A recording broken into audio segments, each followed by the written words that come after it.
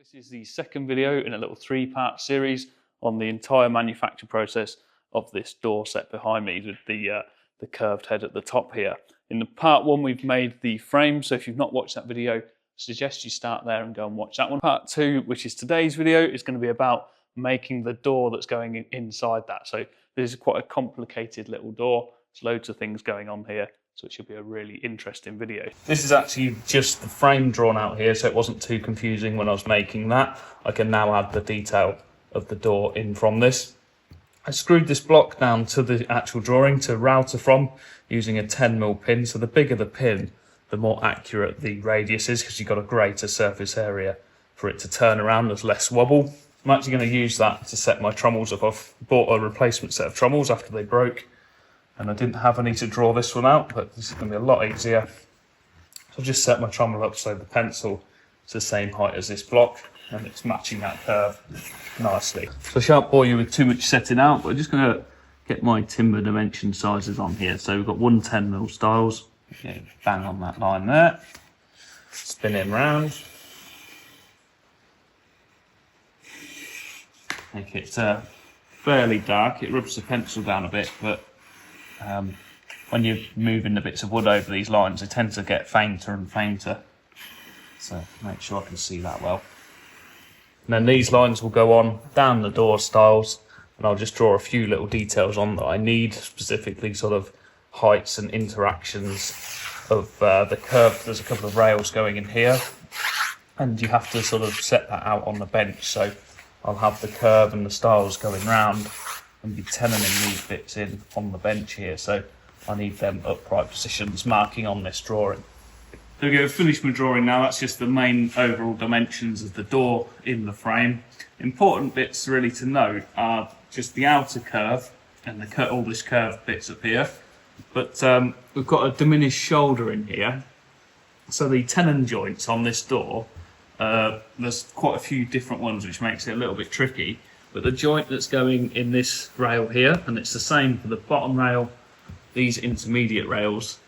But this joint here is actually different from this from here, because the shoulders are going from a panel groove in this bit here. So this is a solid fixed wooden panel, and the bit at the top here is glass. So there's a difference in the edge profile of the stile here. So we're going from a groove to a rebate, so we need a diminished shoulder in this particular joint. So that is actually going to have a different tenon detail here.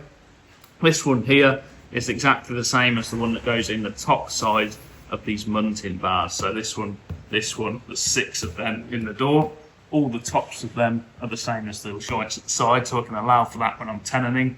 But then again, the bottom side is different once again, because the rails that are horizontal in the door are going to have a little bevel on them, whereas the ones at the side and along the top are square. So there's again a different joint detail at the bottom of these muntin bars. And then the important lines are these ones down the middle, so that when I've got this sort of outer curve dry assembled and can sit it on this bench here, I can place these muntin rails in here and scribe the joints back so that they fit nicely against them curves. So that's the process I'm going to follow, and we'll get to it.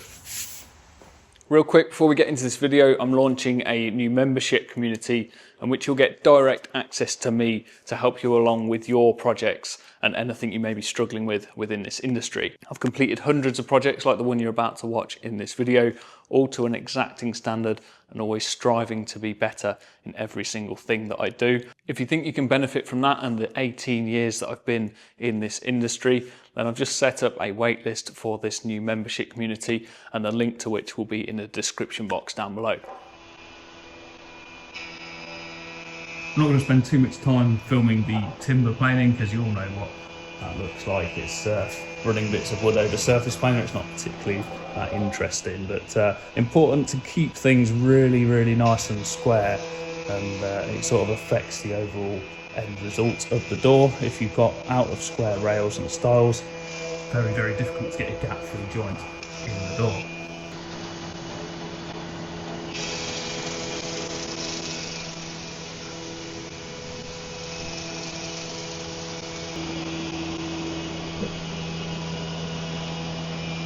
Right, that's all the timber planed up. Got a lovely surface finish off the planer with that new cutter block. It's performing beautifully. I've got these wider boards now. I've just got to make up the curved section. I'm going to start gluing that together and then work on the door while that dries in the sort of interim. So there's a bit of waiting time with this. I can work on the square sections of the door, keep me time efficient.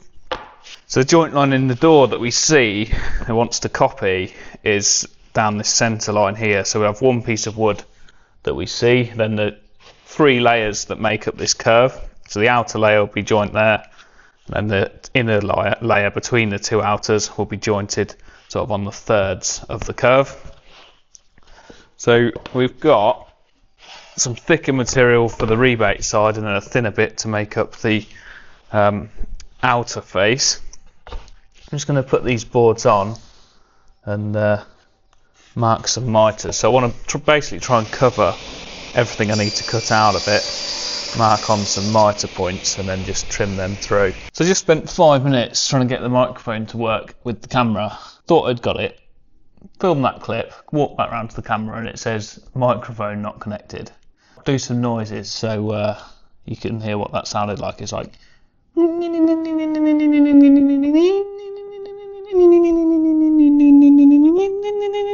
we're just going to set up for the tenons on this door before I do too much setting out. There's actually 3 different tenons on here, like I mentioned earlier. So we've got one that's just 2 straight shoulders for a square door style, so these 2. We've got one that's a glazing rebate, so it's a straight shoulder this side, 16mm setback, and then a glazing rebate. And then the third one is a full shoulder this side here, and then a 15-degree bevel on the outside of the door, so that when the rain comes down the door it can run off on this top edge of these rails.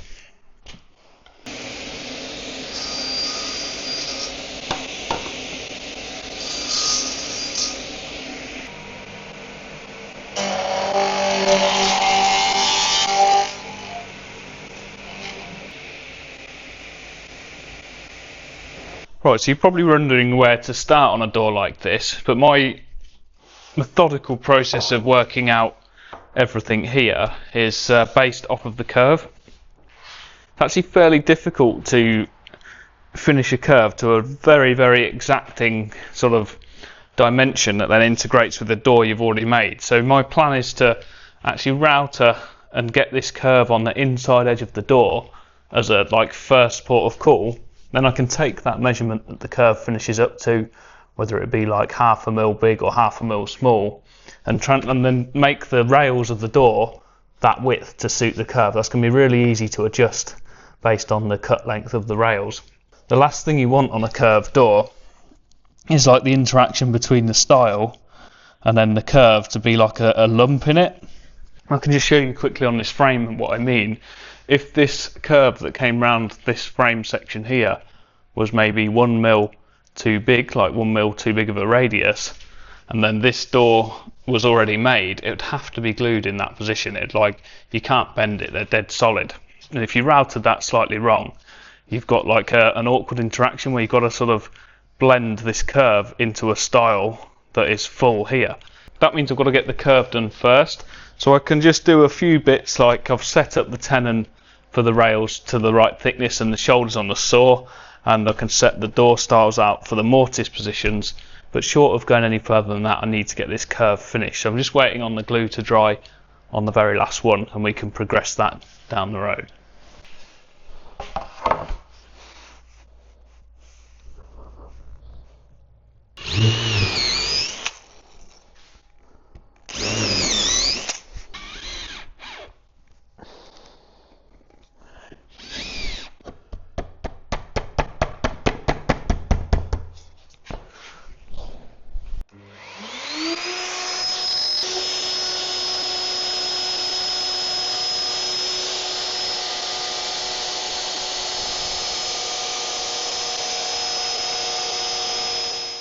I'm just going to take a minute to interrupt the door build here and introduce today's video sponsor in Ansell and their High Flex glove range. If you've been watching the channel and are a regular viewer, you'll know I've been featuring these a lot over the last few months, especially their 11-840 range of gloves, which you'll have noticed I've been using an awful lot in this video series putting this door together. In my opinion, they're about the perfect glove for handling and dealing with sort of general timbers and joinery items throughout the workshop. Wearing a pair of grip gloves that really work with you rather than against you can save your hands and make them last longer in this line of work. So I really recommend a decent pair of gloves, and I haven't found anything better than these. They're an amazing price point. They stretch and fit your hands like a second layer of skin, and you can still use your phone, like the touch screen of your phone, whilst you're wearing these gloves. If I had one gripe with this particular set of gloves, I've found it during the summer in that they're quite a heavy woven fabric and they're quite warm. So it wasn't a problem during the winter when I was wearing these. It's actually really just the perfect glove to be wearing. People that have been out and bought the 11840, I'd like to introduce the 11818 as the summer glove variant of the 11840. It's got all the same characteristics, the same grip levels, the same coating and the same fit when you're wearing them. They're really seamless and lovely to wear, but they're a lot lighter. So you can see here the backing of the glove is almost see-through when you just stretch it a little bit, and that means it breathes a lot better in the summer. So that's my introduction to Ansell and their high flex glove range. They do a shed load of gloves on their website, so if these two don't tickle your fancy, they will probably do something that will suit your needs. So go and have a look on their glove finder. I'll leave the details of these two pairs of gloves that I've been using down below in the description box, and if there's any active discount codes on Amazon at the time of this video release, they'll be down there as well below, so take advantage of that.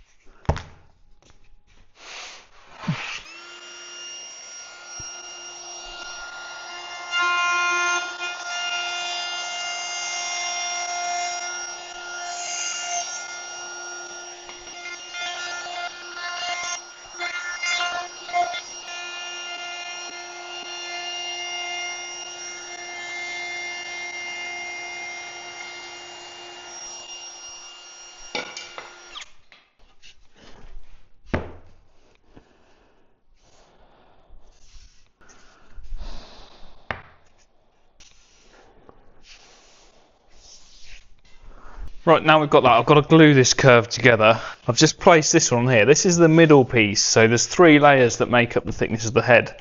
The outer layer that makes the rebate, and then these 2 thicker ones to make up the glass rebate thickness.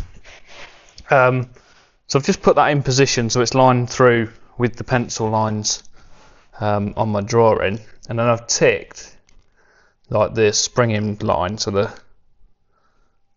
top of the stile. So I'm going to cut that stile off to a dead square cut again, but it's going to have a big tenon sticking out the top of the stile. So I've got to mill away the timber and leave a big long tenon in the tops of these.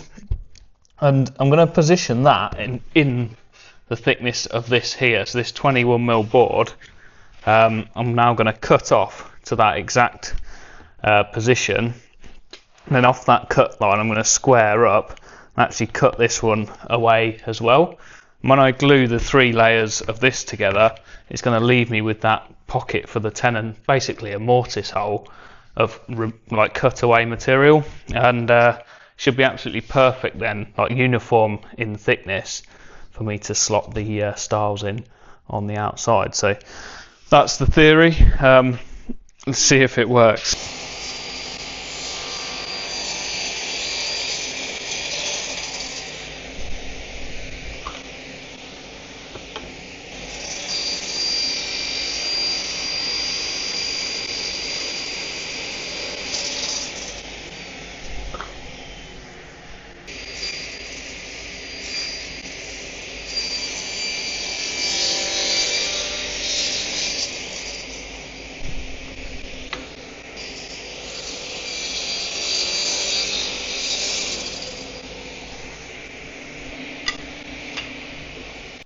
I've got to cut that one off the same.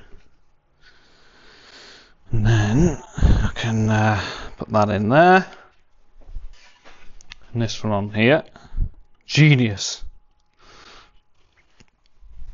That gives me a lovely strong tenon socket up this side here, look.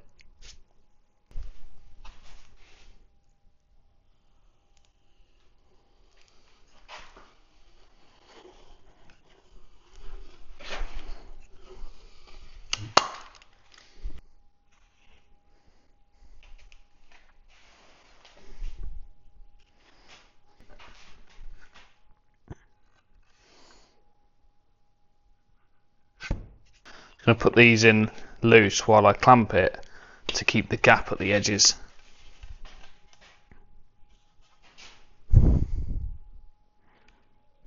So I've got a tick line on here to get all these square through the top, so the front and back. So I've just got to, it's going to wobble all over the shop, so I'm just going to clamp it down, sort of squeeze the glue out and then adjust it after then, so they line up, because there's no way you're going to get them in the right place before you squeeze it out. That will give me a nice pivot point then, so if that one's tight and it needs adjusting over here, it will pivot around that clamp. It's like a piece of modern art.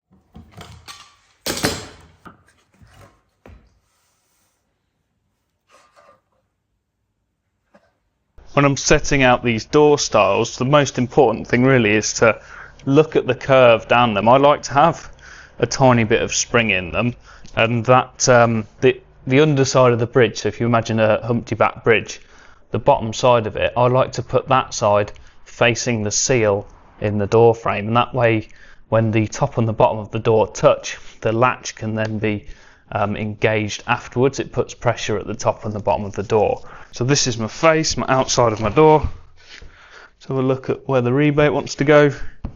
There's nothing nasty in this one to get rid of, so we'll just do him as he sits, like so.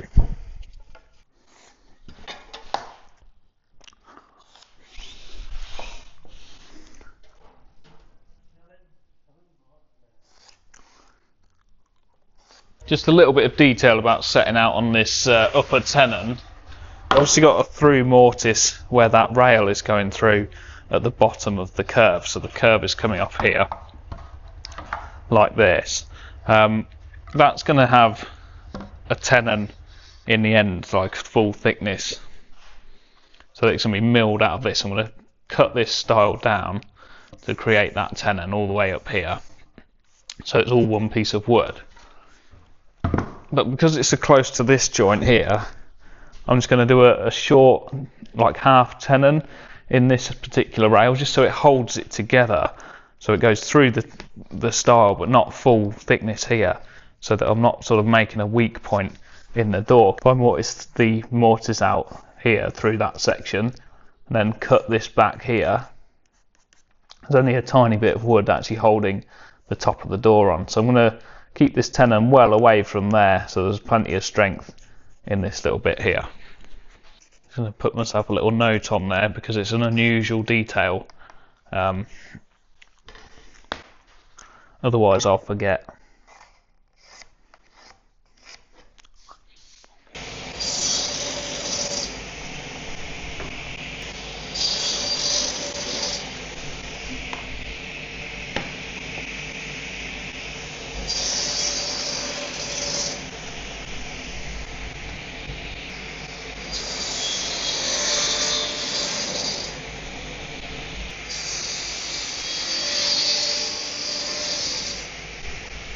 These rails are just cut off to length, are going across the door. So the bottom rail, I'm just writing on them because there's quite a few different joints here.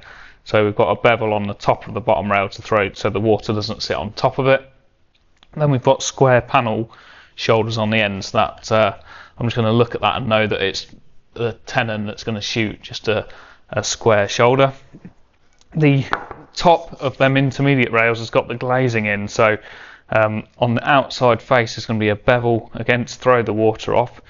It's square and going to have a panel groove in the bottom, but the back edge is going to be rebated, and that means there's a different shoulder joint here in the door. So I've just written a diminished shoulder on there, so that if I push that through the tenoner at the same time as I do this one, that's going to be wrong and I'm going to need to redo it. So I'm just going to make sure that when I pick this up I see that and I don't push them all through at the same time. Really easy to mess stuff like this up. The two rails in the middle of the door are just exactly the same as the bottom rail, so they've got a bevel one side and just a square panel groove the other. I don't know if you noticed when I was cutting that one off, but I've barely cut anything off this end, so that I've got this sat pocket. That's going to sit within the tenon joint, so the tenoner will actually cut all of that material away. You won't see this sat pocket in the finished door then.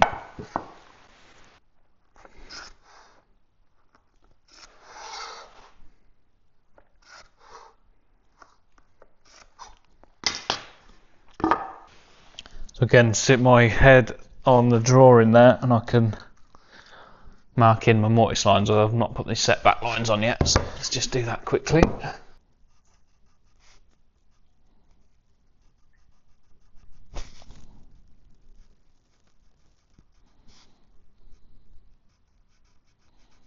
So these joints here, here and here, and also all of these ones here, here and here on one end of these are all the same, and are the ones that I'm working through the tenoner at the moment. I've pre-cut the shoulders on the crosscut saw to give myself a lovely sharp edge to the shoulder versus to cut the tenoner leaves, because I've not been left any thickness on the timber.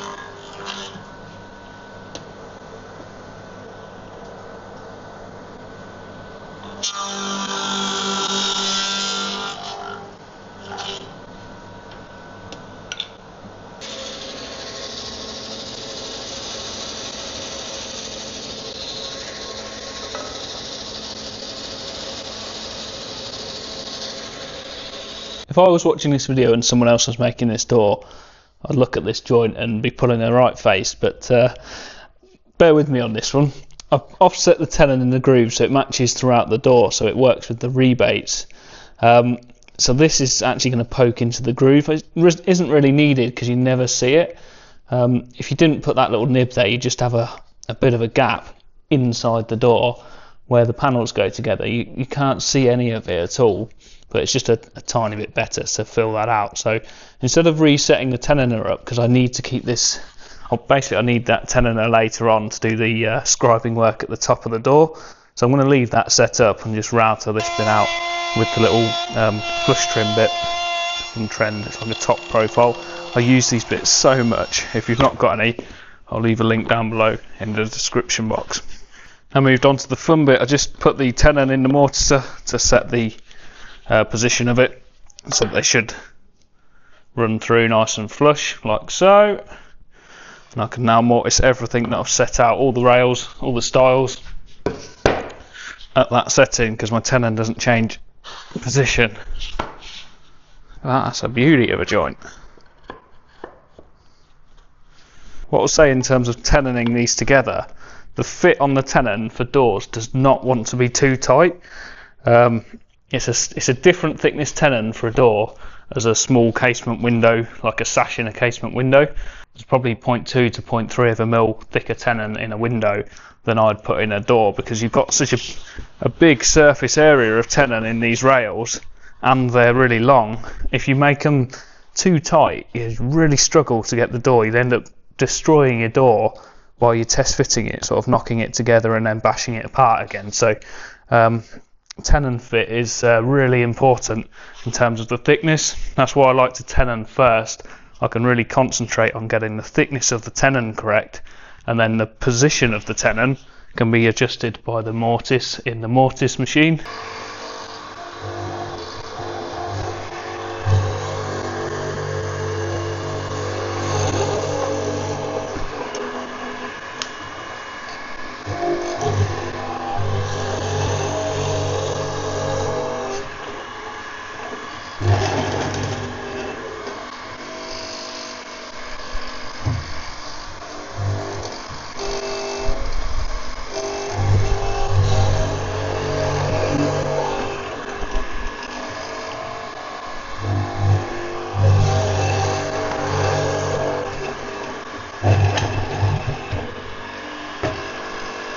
had this question come up in my mentorship group about making wedge room in a mortise like this. So you got your mortise on the back of the stile, and then there's a couple of ticks to like the gap for where the wedges are going to go at the edge. I'll just quickly mortise this through.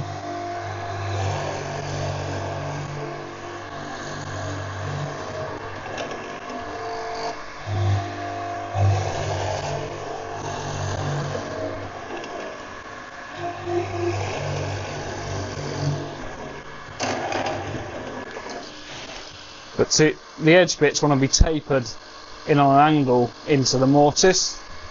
So the technique really is to move the wheel at a pace that works with the arm of the mortiser, and it's a really fine movement on the wheel versus quite a lot. I mean, that's the travel on the mortiser from there to there, and the travel on the wheel is from that position to that position there. So what's that? An inch of movement on that wheel for 2 foot of movement on the arm.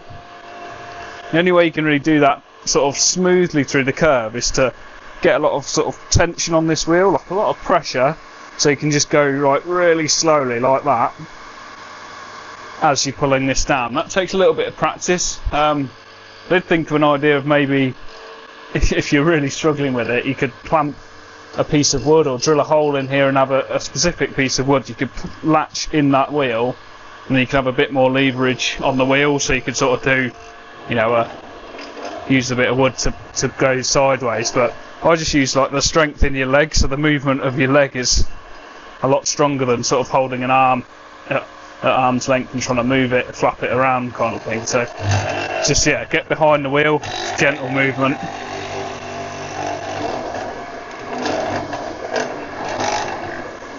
Same on the other side.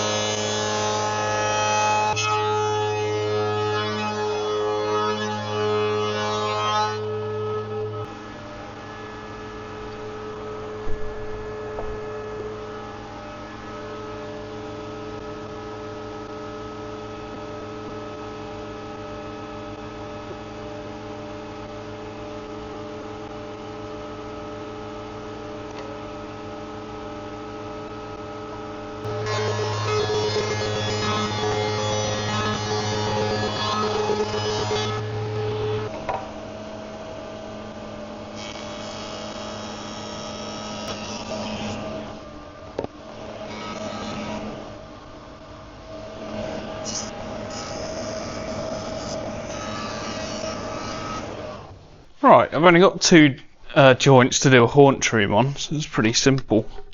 About the most simple thing on this door is the haunches. So just slip the rail in there and tick slightly to the mortise side of these lines. Apart from that one wants to be bang on.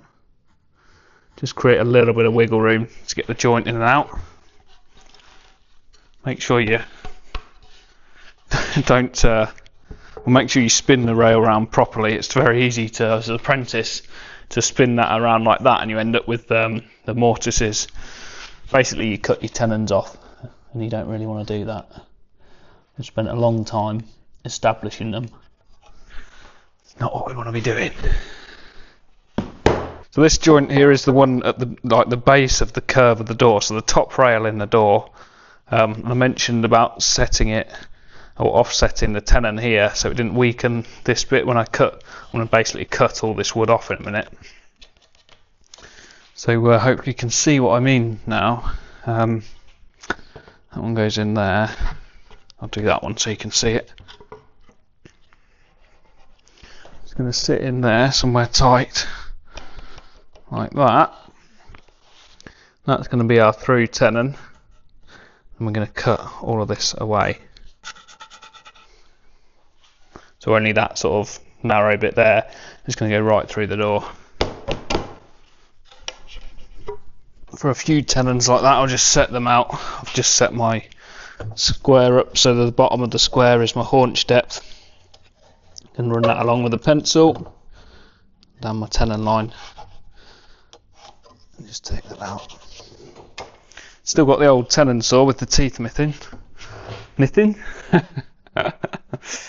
Oh dear, I'll get it wrong. If I had one with them teeth actually existing, I could cut the full length of it. It'd be a revelation.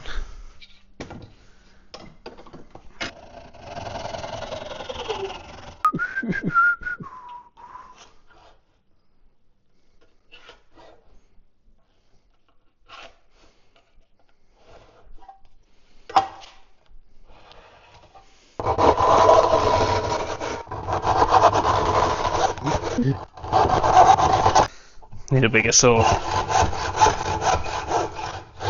Normally cut these down with a just a handsaw, normal hard point handsaw. Seems to have gone missing. Not done a lot of joinery recently, actually. It's nice to do a bit.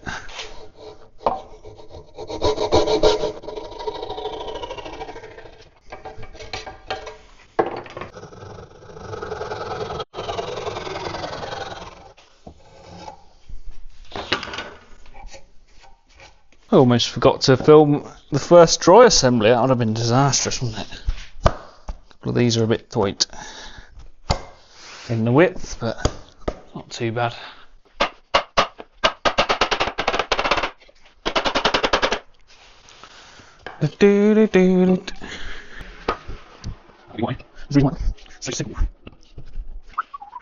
That, no gaps, all that effort just for no gaps in that groove.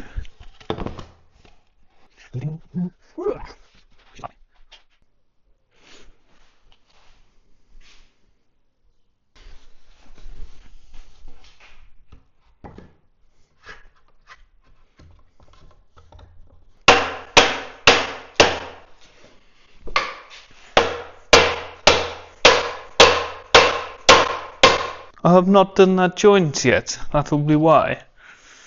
Guess we're going to end that video there because I'm bashing living daylight out of that. I've not even cut it yet. Not video day, Emma day. Before we progress this door any further this morning, I'm just going to start making up the panels that are going to go in all of these little sections here. They need painting before this door gets glued together, so it's going to be time saving to get them panels out now. So stop what I'm doing with the door, make the panels. They can be fitted to the grooves now that I've got them. They can be the perfect fit in there. Get a coat of paint on them, and that just means that any movement from the panel over time, there won't be sort of seen unpainted bits on there because the paint will be on the panel. It'll slide out and show existing paint, just won't look as unsightly. So I'll do that first thing this morning, get some paint on there, then we can carry on progressing this door. They were the perfect fit, but I just took a little bit more off because we're going to paint them. I didn't want to have to be bashing these into the door once that paint's been put on the grooves and the panels. So I think about a 0.1mm gap there is perfect, so we'll get them painted.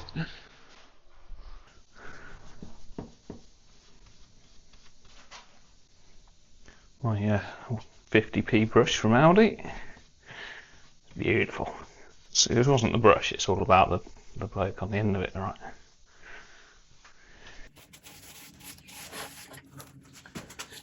Cozy.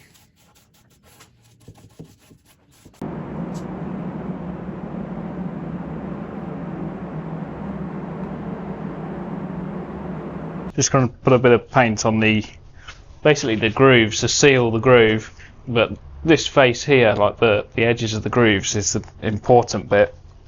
You can put a bit on there before you get the panel in. Just helps seal it from any moisture ingress. When it's outdoor, it's got quite a hard life.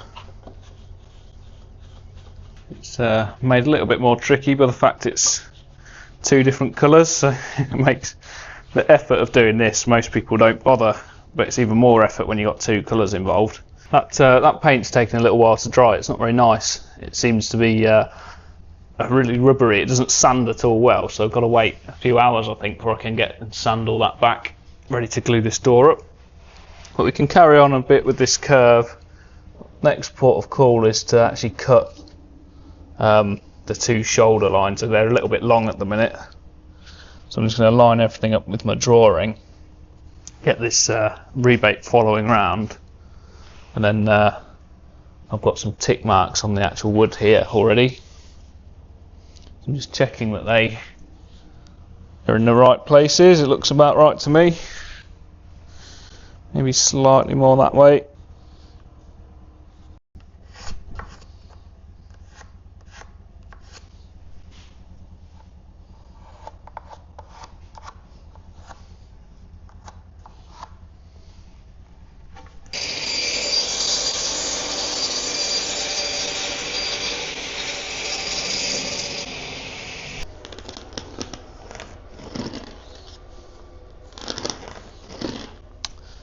I'm just extending the saw cut line so I've got a true position of where it would end up on the other side of this arch, so when I'm holding it on a saw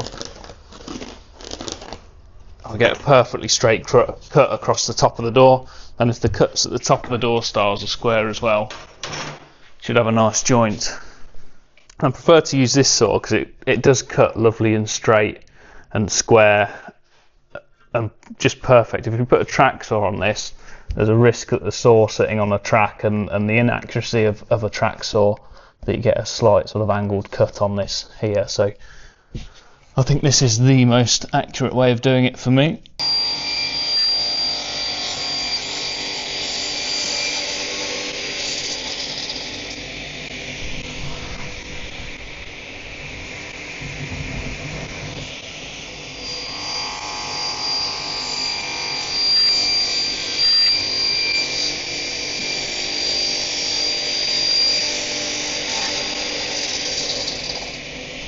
So that's that side of the curve joint done. I just need to do the one in the stile here. So I've got to do a square cut now with a shouldered tenon on the top of these stiles that's going to interact with that. Only thing that makes that slightly tricky is we've got it slightly offset with the build-up of these layers. So I've got to do a different housing on this face to the other side. I'm effectively going to cut down here with the cross cut and router the face of this door stile off to leave a tenon of that thickness there. Put that rhythm into a song. I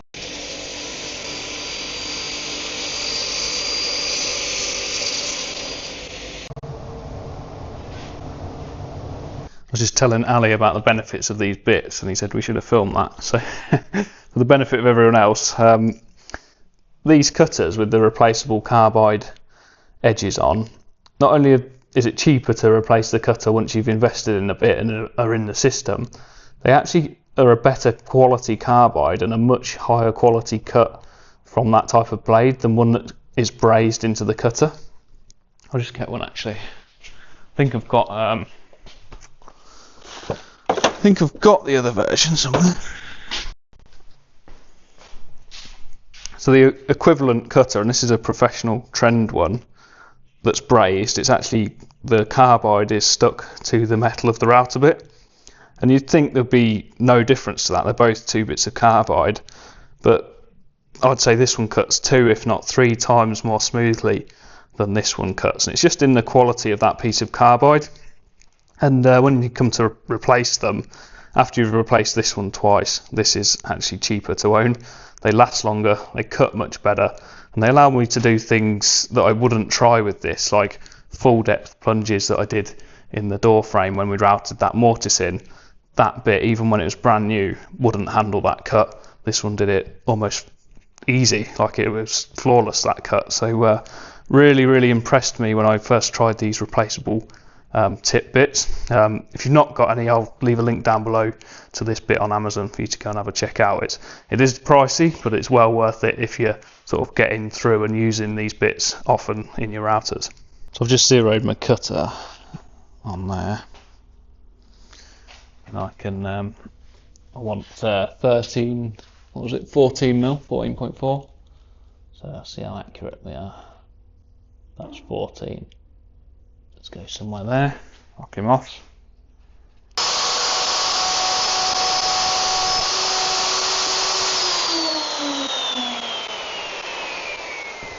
Not very accurate. 15.5. So we want to go up.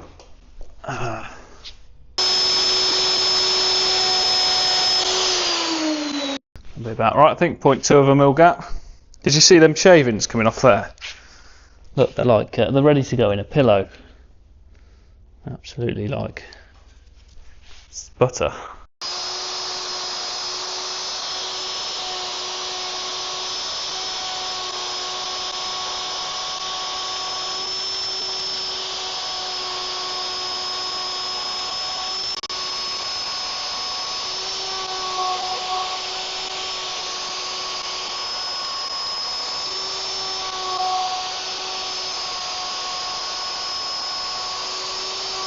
Compared to a normal router bit, it's just insane. It's like next level routering.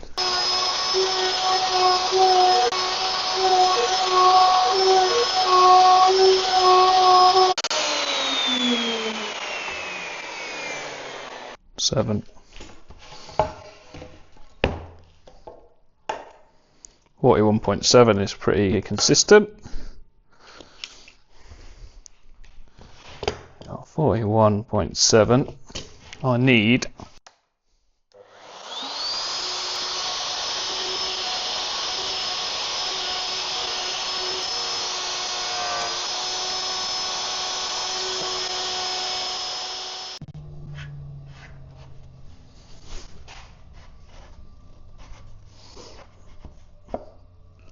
not quite there yet. There's a little bit of a notch on this inside edge to take out before we are finished with that, but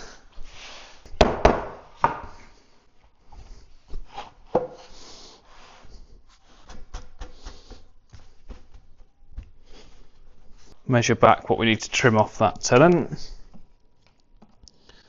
About 11 and just over 11 mil.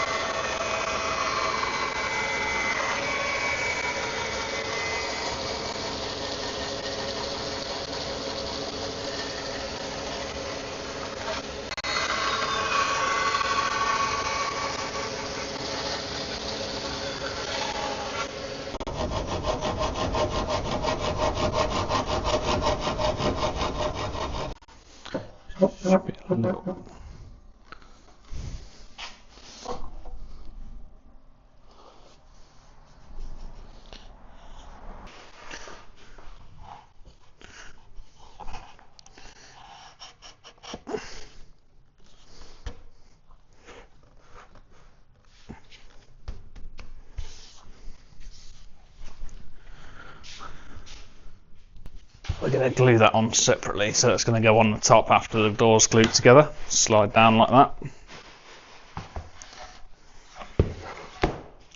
I need the measurement of this here. 686. That was my diminished shoulder joint. So where's that rail? So this rail here, I've had to leave these shoulders long. So they're to suit a rebate, so the offset from here to here is the rebate in the top where the glass is going.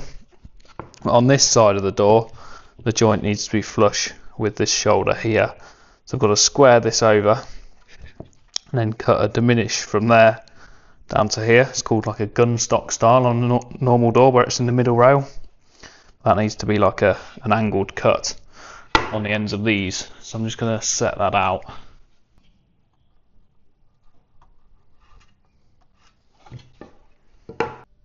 Give myself 1/2 mil to scribe in, and that is our shoulder lines and those two meet.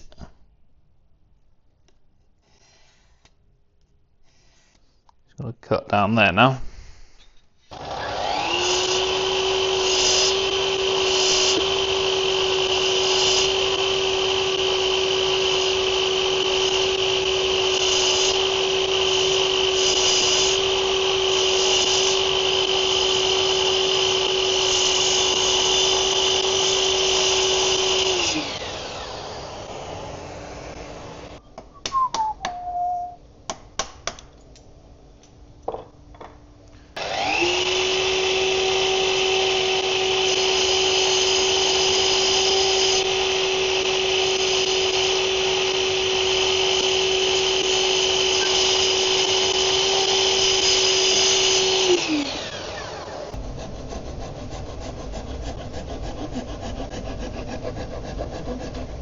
Push it together.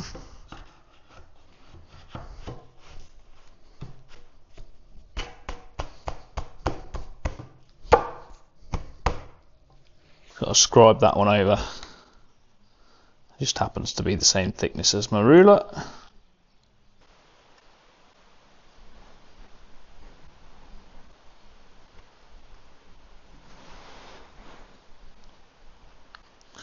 Yeah, shoulder line.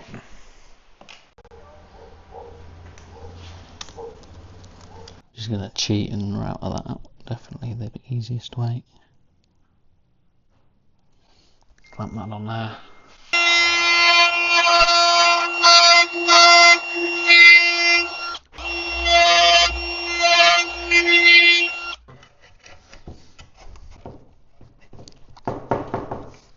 Hopefully that's not the gap.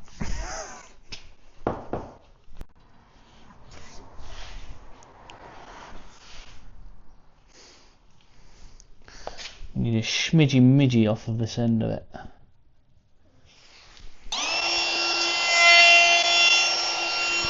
Let's try it again.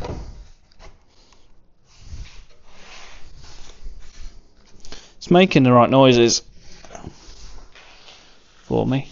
Have a look. I'll do a 360 around that now.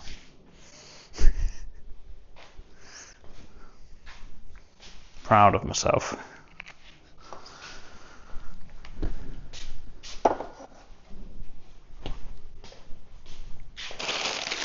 Some might say it's plumb. There's a plumb joint, that one.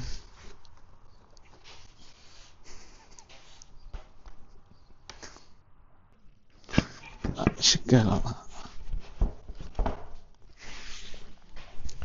Just check the top one. Do-do-do-do.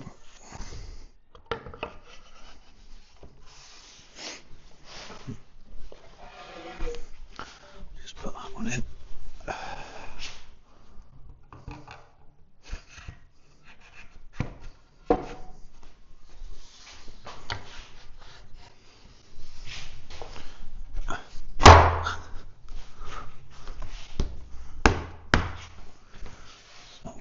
Brilliant. I think my things are a bit tight. Interesting. So I'm going to glue the door up like that, and when that's sort of gone off, so I'm not doing too much at once, let's slide this one down, glue this on, and she'll go. Bit of clam chowder in there.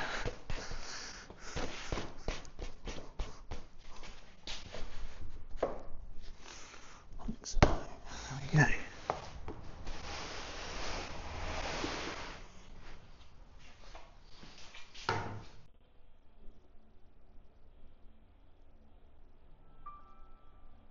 Right, just checking these mortise positions. I've put the two rails in here, so I can eyeball the setting out on these and make sure they go straight through the door, through this curve. I've ticked them off the drawing and they're pretty good. but now it's actually together as a door. It's just good to check that they are straight and in line. So I've got to mortise this one now.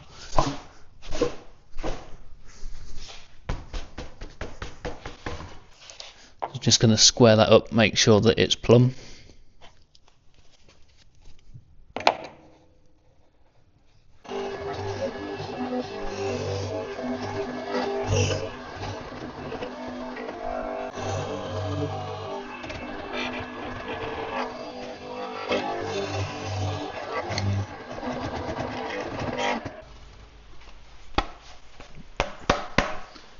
Raining again, look.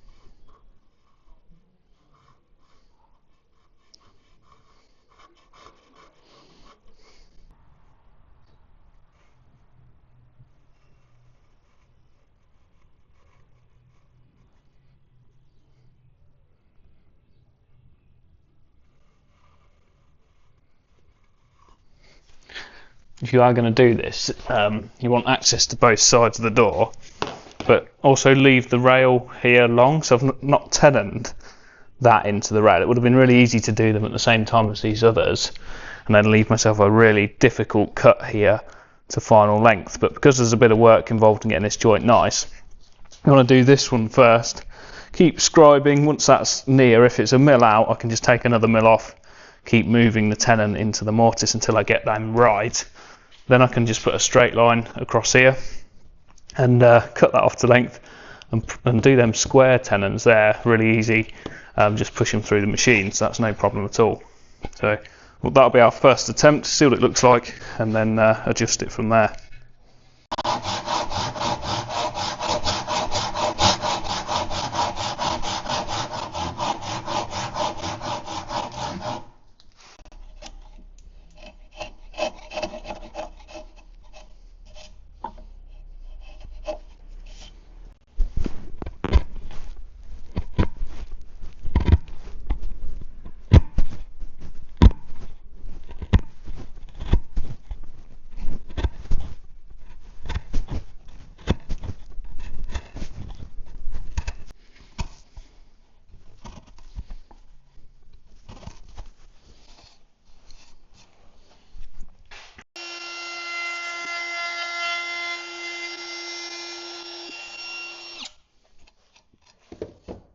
It's a bit rough. The worst bit's the hand chiseling. See what it looks like. I'll have to take a bit off that tenon, aren't we? So we need 39mm off the end to make that go up.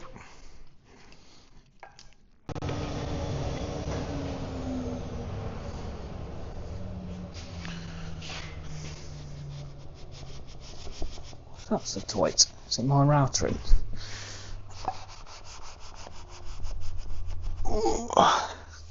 Okay, I knew we'd be a bit out, but that's pretty ridiculous.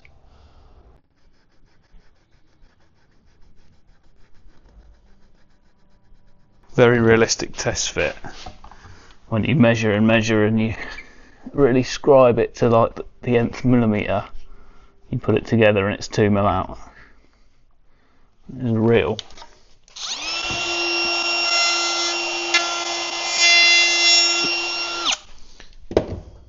Right, fingers crossed for this time.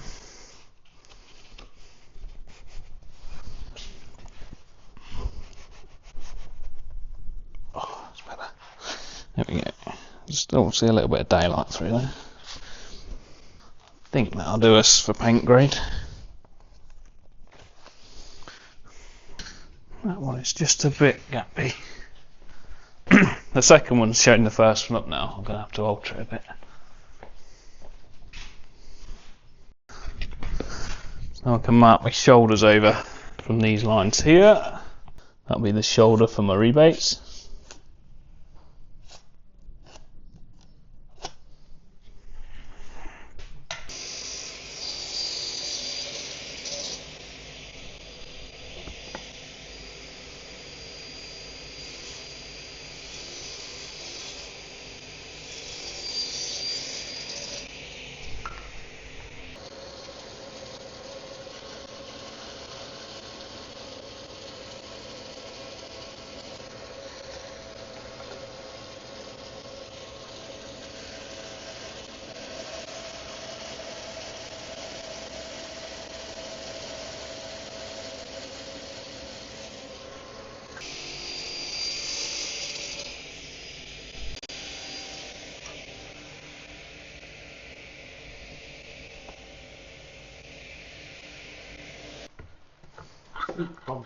Hopefully you can see actually now why I offset that mortise here. And when I mentioned it in the setting out stage, if I'd have mortised that full width, this tenon here would basically be like cut off on this piece of wood, because that would be mortised right out there.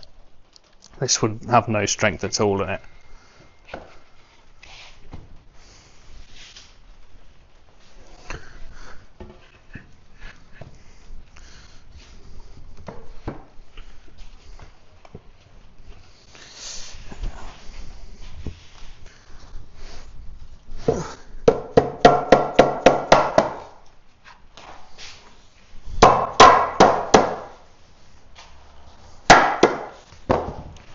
Get in there, boy.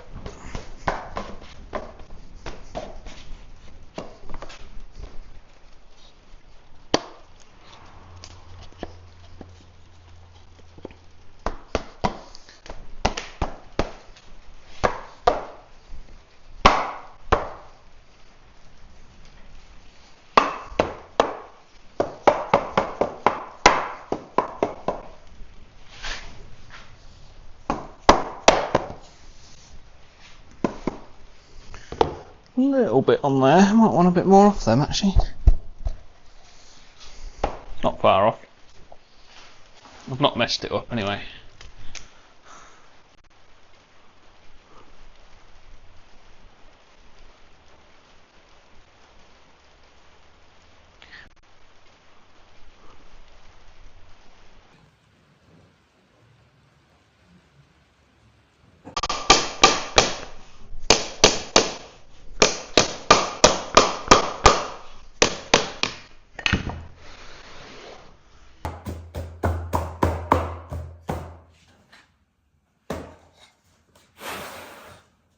Quite there on them, is it? A little bit there.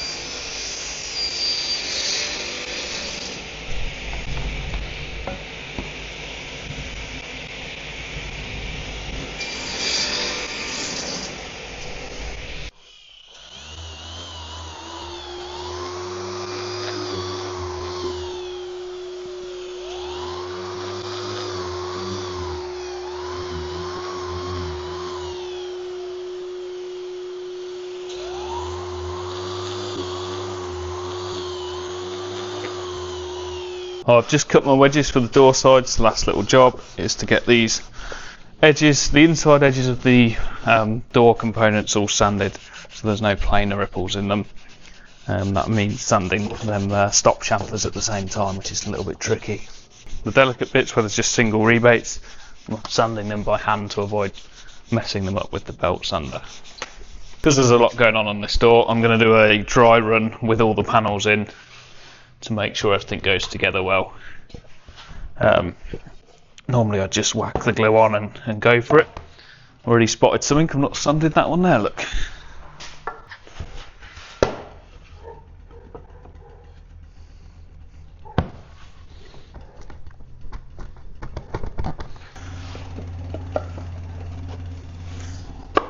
One, two.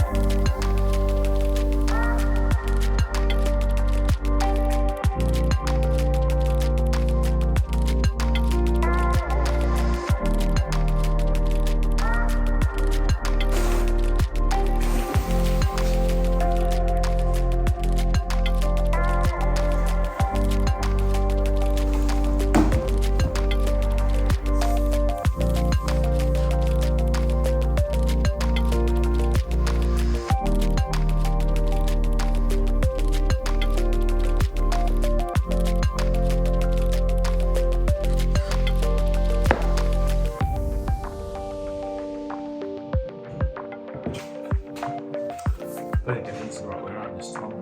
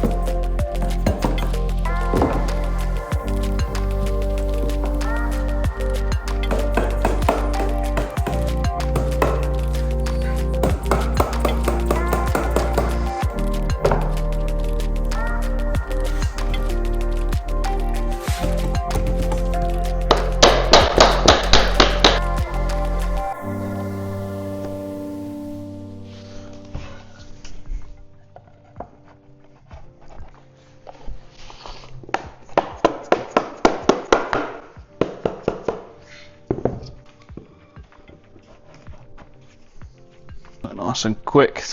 You don't want the glue set in. Before we get it all clamped and in the right positions. A nightmare on a big door like this. Loads of stuff going on. Need 2 people really gluing up.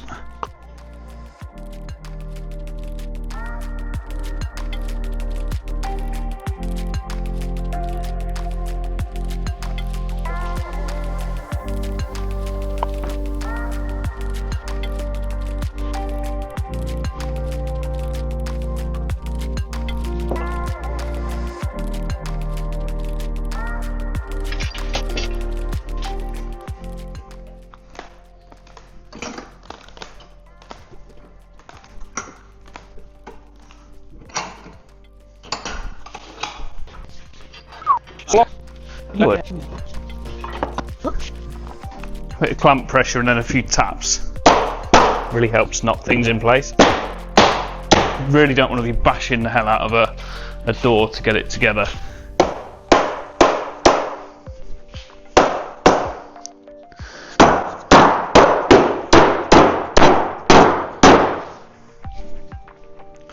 So that's perfect. All the mortises are right up on their lines.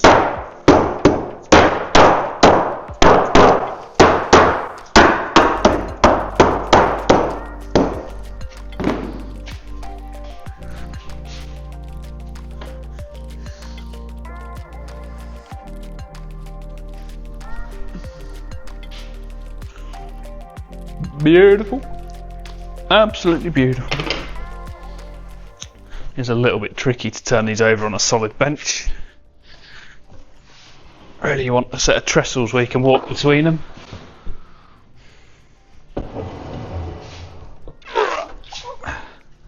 Plus the door pivots on the stile rather than the end of the clamps. But this is the best way, is to clamp one side and flip it over.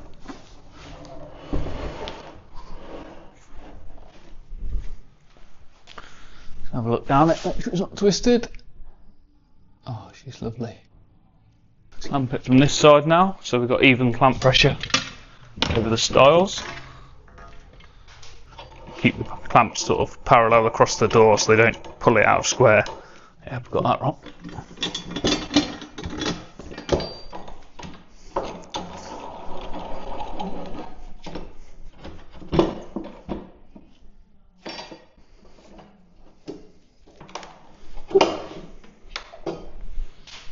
Did make one mistake actually. Sort that out quickly. I glued these mortises. The first thing I did was glue them. Scrape that out. Door wedges. Always pick 4 of your door wedges up. Hold them like that. You can glue them. You can even splay them if you're really clever, like that. Glue all the edges. Da, da, da, da. I've already glued the mortise and the rail. They can go in.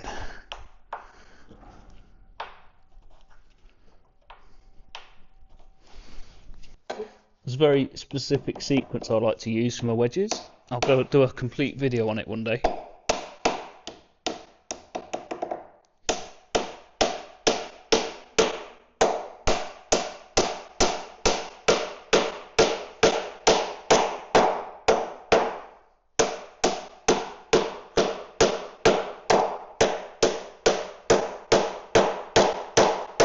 Might be a little bit too thick then. Might be.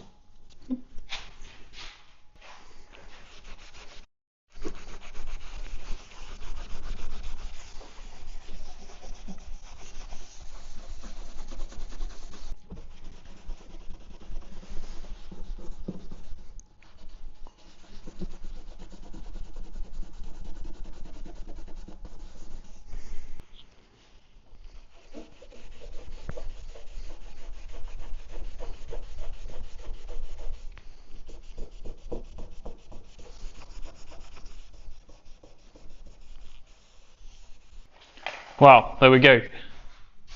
It's glued up. I can have my lunch now. That's looking, it went really well. Perfect glue up, to be fair. All slotted together lovely. All the joints are up tight. Panels are tight without gaps, but not too hard to get in. Doesn't really get any better than that.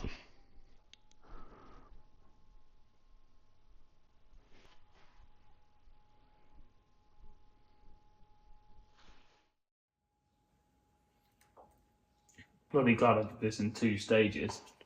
The only thing you could do if you wanted to lock this top on, in the frame you could do a hammerhead joint where they put like an arrowhead detail machined into this, so that when you put the stile over the curved piece, you can pop some wedges, like these wedges here, behind the arrowhead, and it will pull that door top down into this cut here. Another thing you could do as a bit of a cheats way of locking it on would be to reduce that joint at a taper like that. Do the same on the other one, and then you'd have like a dovetailed key, so the top of this door, the curved part of this door could never come off these stiles, short of like spreading them apart. But with the Accoya and modern glues, this is more than sufficient.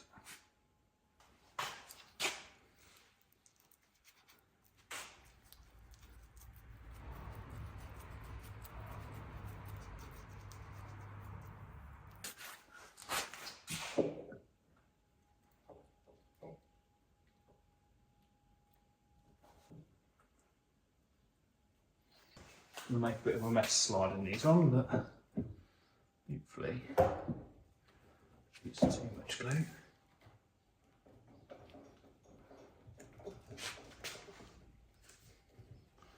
Wiggle.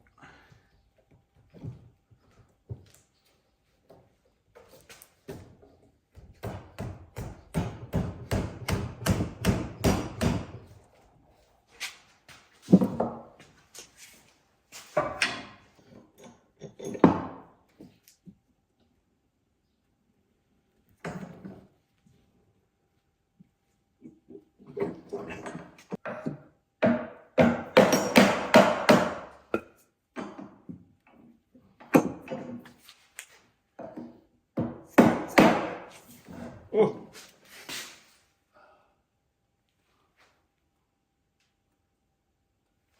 I think wants to go that way, sorry.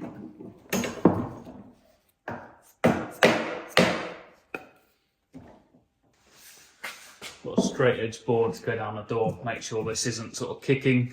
Don't want a V-shaped door sitting in the rebate.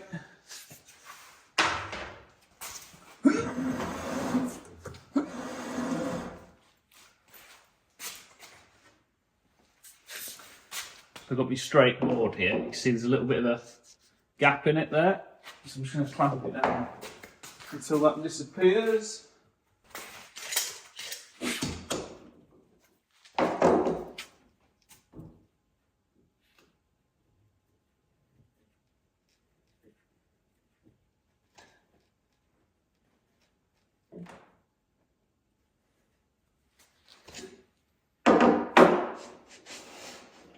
Beautiful, look at that.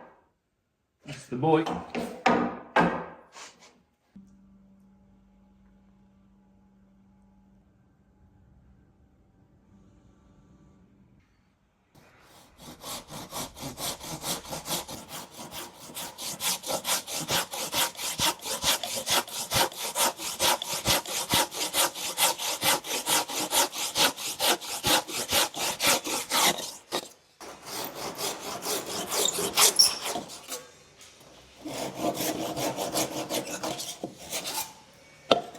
Oh, left-handed sawing, come on. So awkward. There we go, we have a door. Just get it off the bench for you to see and have a look around it. It's a beast. Absolute monster.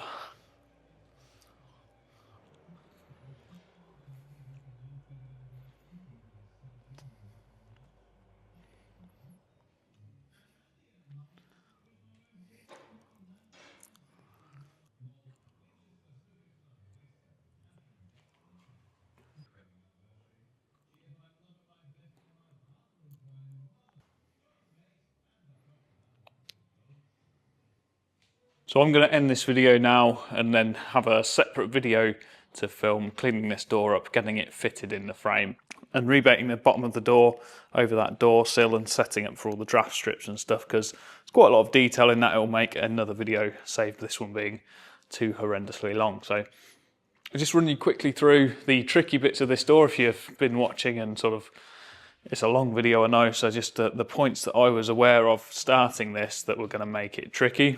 So we've got the fact that it was panelled in the majority of the door and then had a glass top, so glass rebates up here.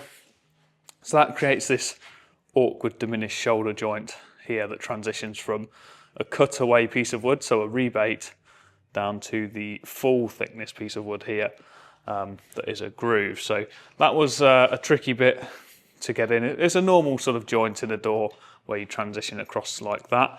So that's called a diminished shoulder or gun stock style in a straight door.